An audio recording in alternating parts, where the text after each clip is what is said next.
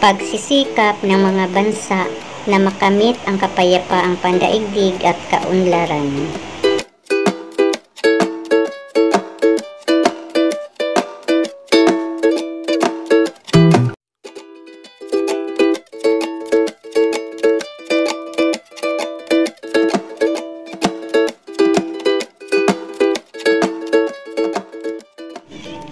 Pagsisikap ng mga bansa upang wakasan ang unang digmaang pandaigdig.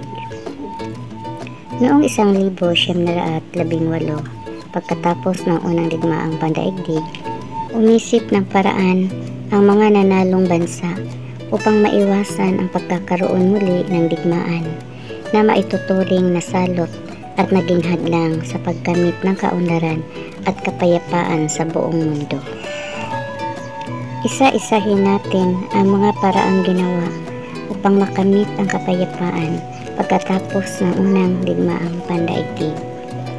Una, 14 na puntos o 14 points ni Pangulong Wilson taong 1918.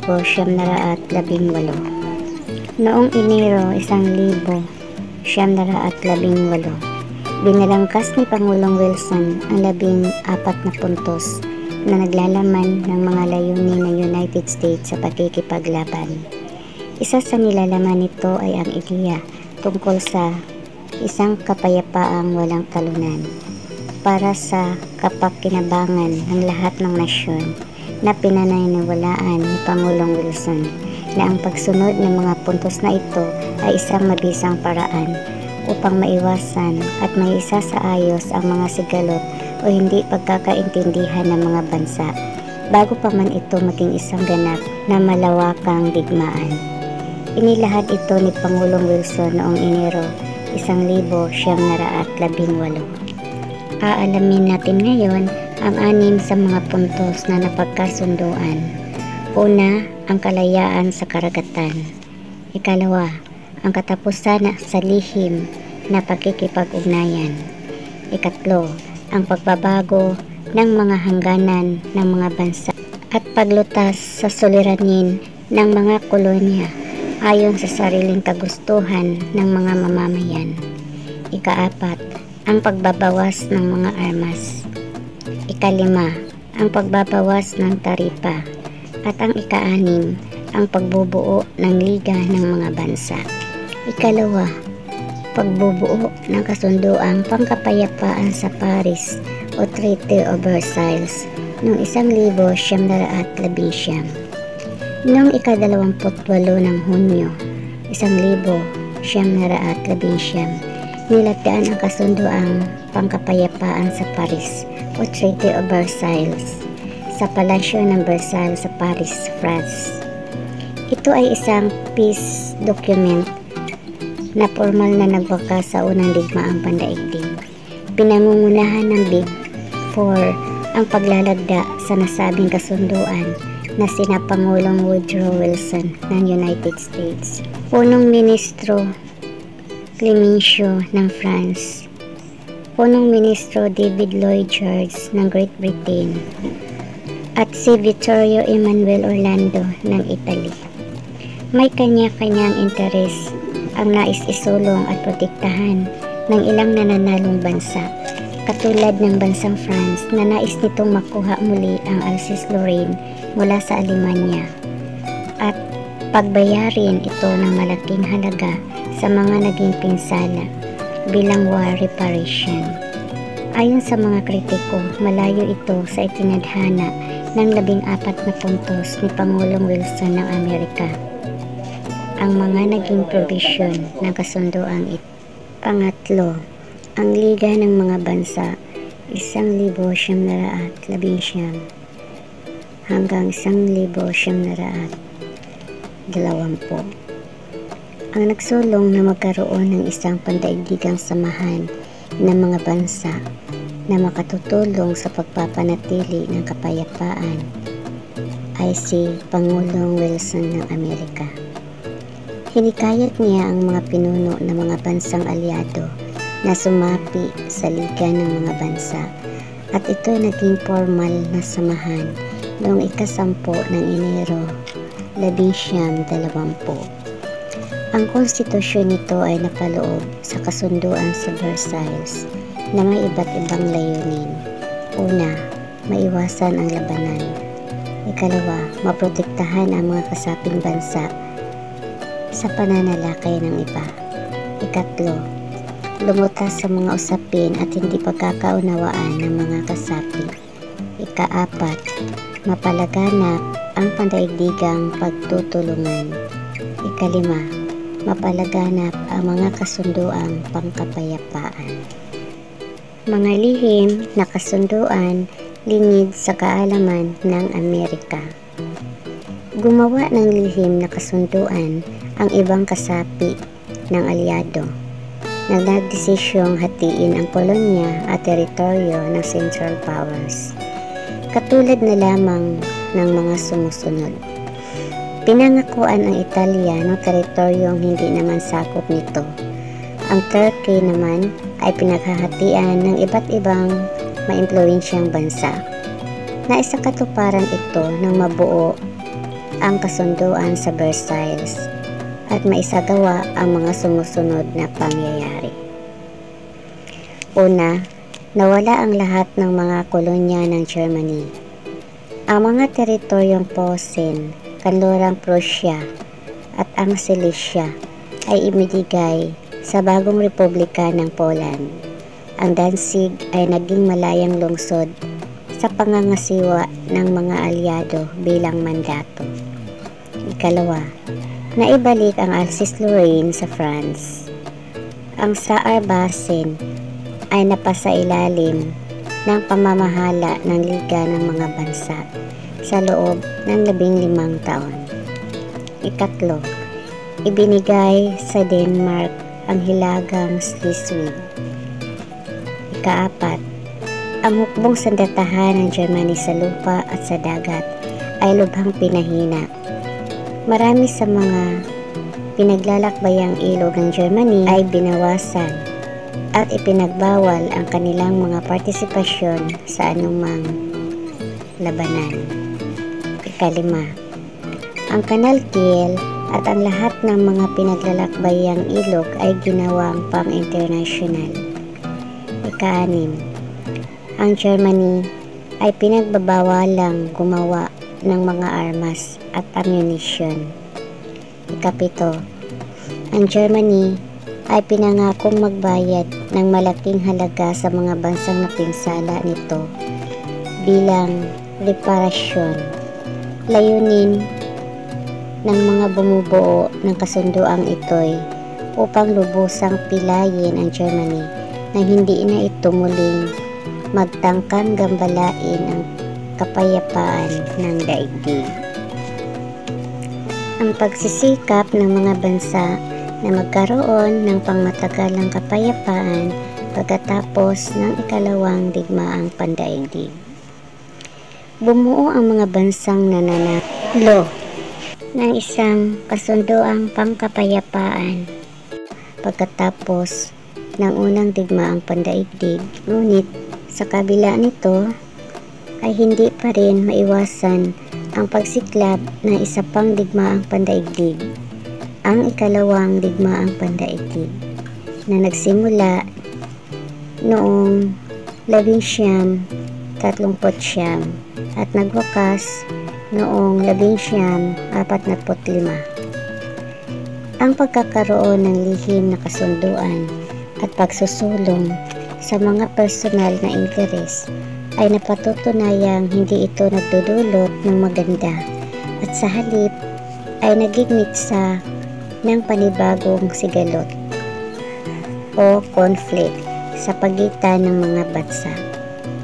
Ang mga mapang-aping kasunduan na hatiin ang teritoryo ng Germany, lubusang pilayin at alisan ito ng puwersang militar at katatagang pang-ekonomiya ay ang ilang naging ugat ng pagnanais ng Germany na makaganti at bawiin ang kanilang pagkapahiya noong unang digmaang pandaigdig o World War I. Sa pagwakas ng unang digmaang pandaigdig na pumatay sa buhay ng milyong tao, sumira sa ari-arian kalikasan, at nagpaudlot sa pag-unlad ng ekonomiya ng mundo. Mas naging bukas ang mga pinuno ng mga naguting bansa na hindi na muling maulit ang naging pagkakamali noon.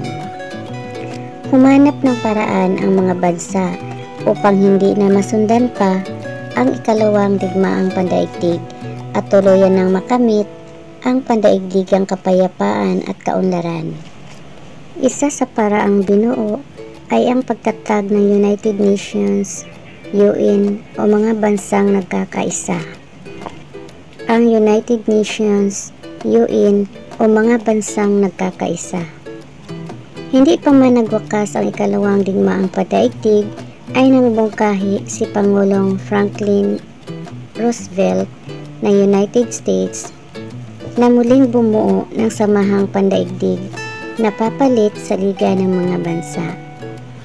Ang bumalangkas ng deklarasyon ay sina Pangulong Roosevelt ng United States at punong ministro Winston Churchill ng Inglaterra. Ang deklarasyong ito ay ang Atlantic Charter na siyang saligan ng 26 na bansa sa pagbuo ng mga bansang nagkakaisa o United Nations. Nagkaroon ng isang komperensya sa Moscow noong Oktubre 1943. Dito, nagkasundo ang United States, Great Britain at Soviet Union na pairalin at panatilihin ang kapayapaan sa panahong matalo nila ang puwersang Axis. Nagpupulong sa California, United States ang 50% ng mga bansa upang balangkasin ang Karta ng mga Bansang Nagkakaisa o United Nations, UN. Noong 1946 ay muling nagpupulong ang mga kinakatawan ng mga bansa sa London at nahirang na unang Sekretaryo General si Trygve Lie ng Sweden. May iba't ibang sangay na gumaganap ng mahalagang papel sa pagpapanatili ng kaayusan at seguridad, gayon din ang pagbuo at pagkakaroon ng mga specialized agencies na nangangasiwa sa iba't ibang gawain gaya ng World Health Organization, UNESCO, IMF at iba pang ahensya. Susuriin natin ngayon ang mga pangunahing sangay ng United Nations o mga bansang nagkakaisa. Una, ang pangkalahatang asembleya o General Assembly. Sangay na tagapagbatas ng samahang binubuo ng mga kinakatawan ng lahat ng mga miyembrong bansa. At dito isinasagawa ang mga pangkalahatang pagpupulong. Ikalawa, ang sangguniang pangkatiwasayan, Security Council. Sangay ito ng tagapagpaganap na binubuo ng 11 kagawad na ang 5 nito ay ang permanenteng kasapi, samantalang ang 6 ay inihalal na manungkulan ng 2 taon. Ikatlo, ang kalihim, Secretariat. Pangkat ito ng mga tauhang pampangasiwaan ng United Nations na nagpapatupad sa mga pang-araw-araw na gawain. Ikaapat, ang pandaigdig na hukuman ng karunungan o International Court of Justice. Sangay na nagpapasya sa mga kasong may kinalaman sa hidwaan ng mga bansa. Ikalima, ang sangguniang pangkabuhayan at pandipunan o ECOSOC. Binubuo ito ng 54 na kasaping bansa. Ito'y sangay na namamahala sa aspeto ng pangkabuhayan, pandipunan, pang-edukasyon, siyentipiko at pangkalusugan ng daigdig.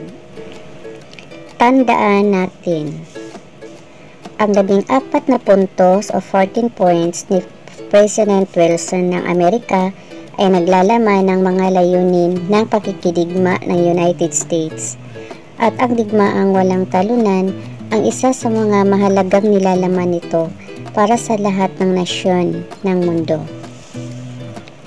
Ang kasunduang pangkapayapaan sa Paris o Treaty of Versailles, 1919, ang isang peace document na formal na nagwakas sa unang digmaang pandaigdig, na pinangunahan ang paglagda nito ng Big Four na sina President Woodrow Wilson ng United States, Prime Minister David Lloyd George ng Great Britain, Vittorio Emanuele Orlando ng Italy, at Prime Minister Clemenceau ng France.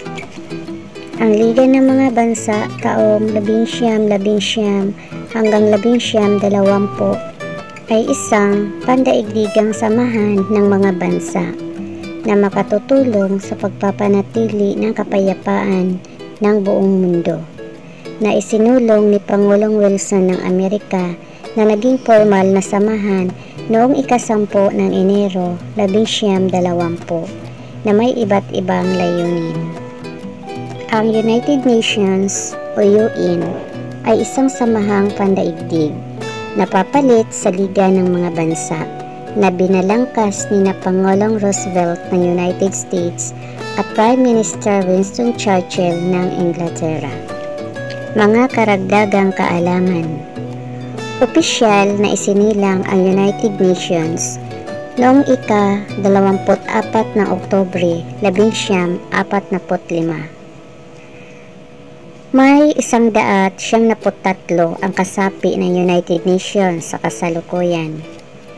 Si Pangulong Franklin Roosevelt ang nagbigay ng pangalan United Nations. Ang Montenegro ay isa sa bansang Europeo at pinakabagong kasapi ng United Nations.